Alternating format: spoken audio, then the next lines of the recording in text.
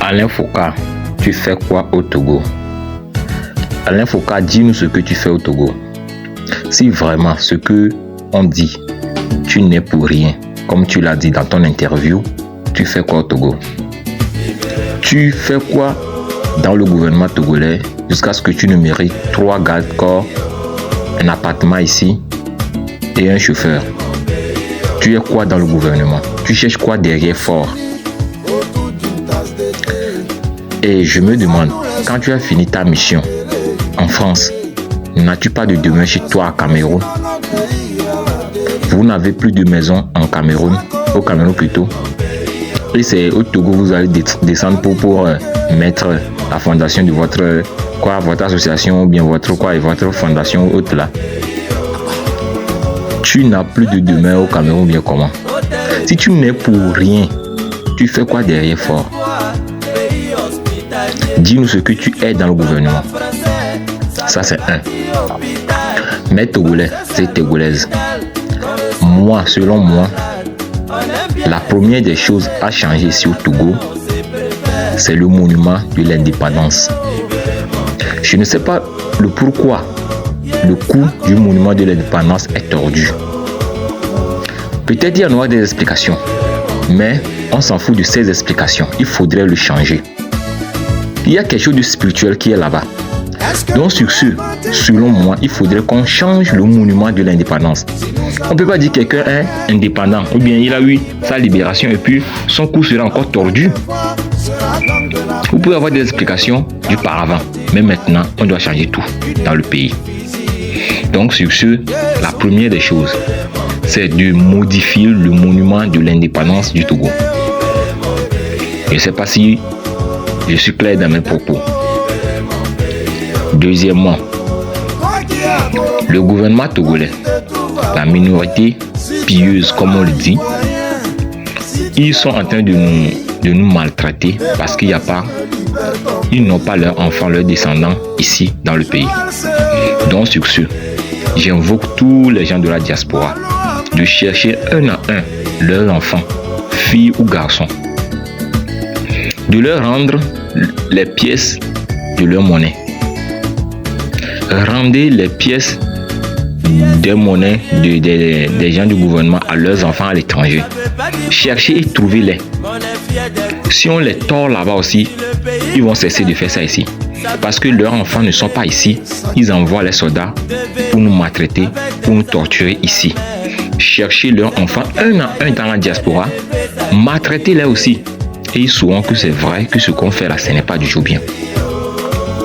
Parce qu'ils n'ont pas leurs parents, ils n'ont pas leur famille. Il y a d'autres qui n'ont pas il n'y a même pas leur famille ici. Ils sont seuls, ils travaillent ici et puis ils repartent. Mais ce n'est pas du tout bien. Ce qui est sûr, le jugement attend tout le monde. Le jugement attend tout le monde. Comment on peut rester dans un pays? On crie que les choses ne vont pas. Mais vous allez continuer par maltraiter les gens. C'est comme vous êtes sans cœur, vous êtes sans oreille, sans conscience. Sur ce, je dis, il y a 2 choses à faire. Premièrement, redresser le monument de l'indépendance, c'est symbolique, c'est spirituel, je sais ce que je dis. Deuxièmement, chercher les enfants des gens du gouvernement qui ont l'intention de tordre les gens, de maltraiter les gens ici au Togo. Chercher leurs enfants à l'étranger, maltraiter-les aussi. Et ça, si vous comprenez, eux, ils vont cesser de faire ça. Ok, monsieur, son excellence, monsieur le président du conseil, que moi j'appelle premier ministre. Est-ce que ce que vous faites là, monsieur conscience, est-ce que c'est bien? Est-ce que ce que vous faites là, est-ce que c'est bien? La population souffre, la population pleure. Chaque moment, la population pleure. Mais vous êtes là toujours à maltraiter. Continuez pas à maltraiter la population. Au moins, écoutez les pleurs de la population. Mettez un peu de l'eau dans notre vin. Mais c'est pas bien. C'est pas du tout bien. Vous voyagez du jour au lendemain. Vous voyagez chaque jour. Vous voyez votre homologue Patrice Talon. On peut dire lui aussi, il pille la population, il a été de piller la population, mais il travaille. Regardez les marchés, les routes, les cités qu'il construit. Moi, je vois que lui, il est un peu direct. Il est un peu direct dans ses propos. Mais vous, là, on te voit jamais. On ne vous voit jamais sur un plateau pour dénoncer ce qui ne va pas dans le pays. C'est pour dire vous n'êtes pour rien ou bien comment. Parce que les soldats ne peuvent pas taper les gens sans l'autorisation de la présidence ou bien sans l'autorisation des supérieurs, de leurs supérieurs. Et qui est le supérieur des forces des armées? Vous êtes, comment appelle-t-on, chef des armées, oui. Vous êtes des chefs des armées. C'est vous qui donnez de l'ordre pour que la population soit traitée de la manière où vous voulez.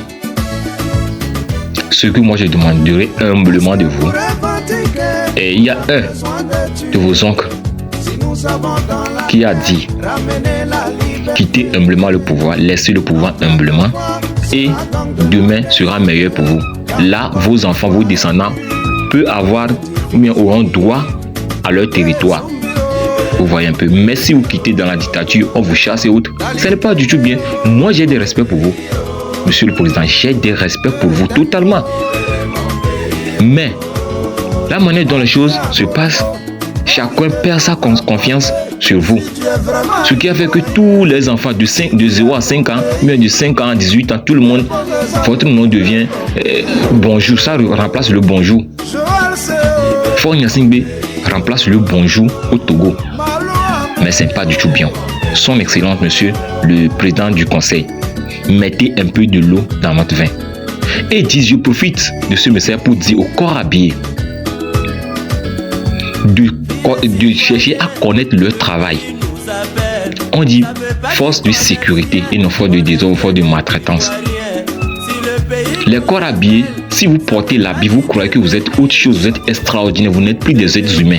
Vous réagissez tout comme si on vous a donné un produit. Vous réagissez comme on vous a donné un produit. Et vous voyez les gens comme des animaux. Ce n'est pas du tout bien. Les gens le disent.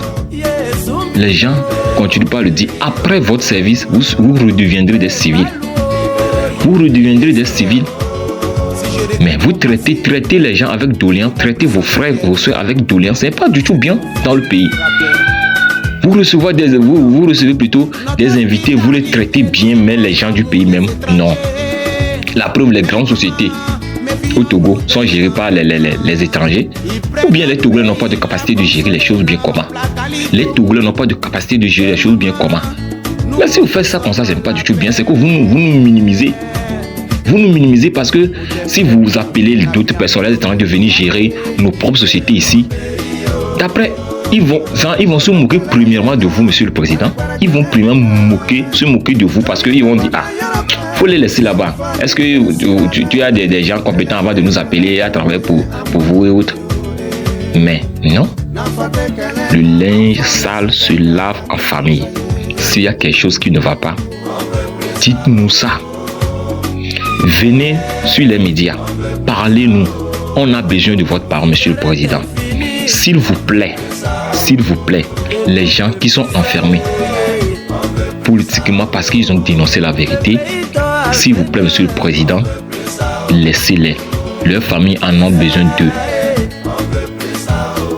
Monsieur le Président, je ne vais pas aller trop loin. Et j'espère que vous avez écouté mon message. Et il y a plein de choses dans le pays à redresser. Moi, je viendrai un à un les dénoncer. Je ne suis pas là pour insulter quelqu'un, mais dire la vérité. C'est pourquoi nous sommes sur La Vérité dans le Noir. Abonnez-vous massivement, partagez et likez. Merci à tout le monde.